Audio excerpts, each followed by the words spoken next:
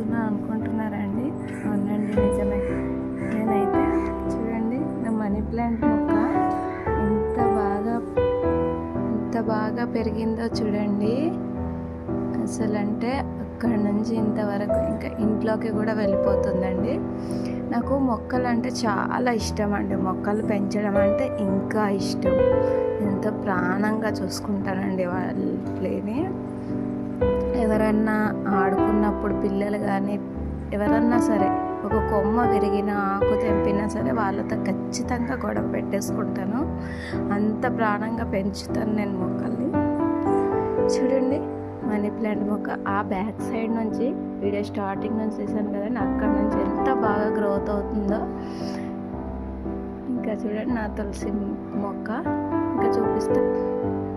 ఇవి శివునికి ఎంతో ప్రాణమైన, నాకు ఎంతో ఇష్టమైన శివుని కోసం అయితే నేను ఈ శంఖం పూల మొక్కలను అయితే పెంచుతానండి.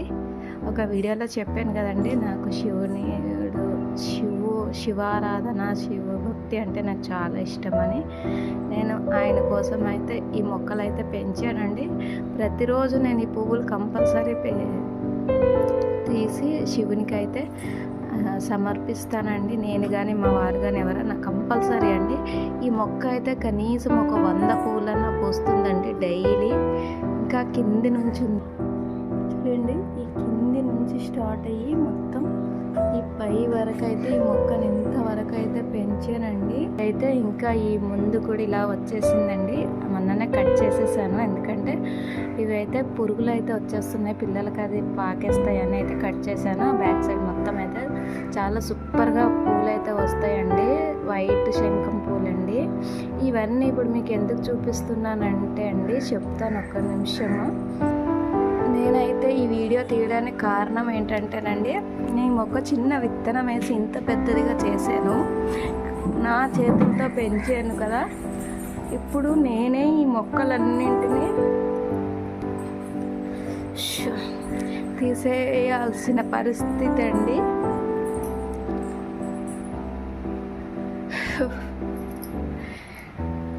నాకు ఏంటో ఇంట్లో ఏదో ఒక పర్సన్ కానీ ఏంటో ఒక మిస్సింగ్ ఫీలింగ్ అయితే వచ్చేస్తుందండి.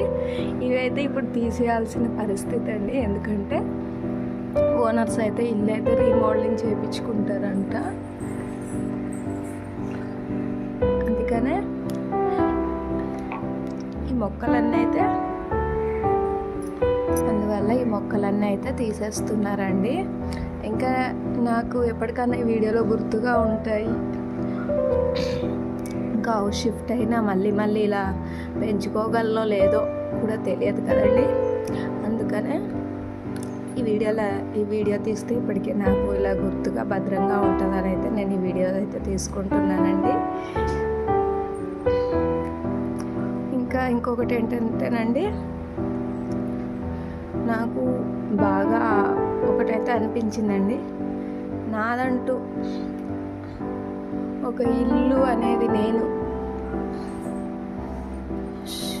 కట్టుకునే వరకు ఏ ఇంటికి వెళ్ళినా సరే ఇకపై మొక్కలు అనేది పెంచకూడదు అని అయితే డిసైడ్ అయ్యానండి. ఎందుకంటే నాకు మొక్కలు పెంచడం చాలా ఇష్టం అవ్వడం వల్ల ఈ పెళ్ళైన నాకు 8 ఇయర్స్లో నేను ఎప్పుడు పెళ్ళైనప్పటి నుంచి రెంటెడ్ హౌస్లోనే తిరుగుతున్నానండి. ఎక్కడ మొక్కలు పెంచినా సరే ఇల్లు షిఫ్ట్ అయిపోవడము ఇలాంటివే జరుగుతున్నాయి. ప్రతిసారి ఇదే పెయిన్ అండి నాకు, మొక్కల్లో వదిలేసి వెళ్ళడము లేకపోతే తీసేయడము. అందుకనే ఇంకా ఈ తప్పు అయితే నేను ఇంకెక్కడ చేయనండి.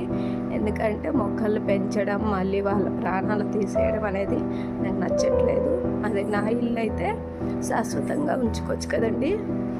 అందుకనే నేనైతే ఈ డెసిషన్ తీసుకున్నాను. ఇది తప్పైతే కావచ్చు, మొక్కలు పెంచను అనడం, కానీ తప్పదండి. నా సిచ్యువేషన్ బట్టి నాకైతే ఇదే రైట్ అనిపిస్తుంది. తప్పుగా అనుకోకండి.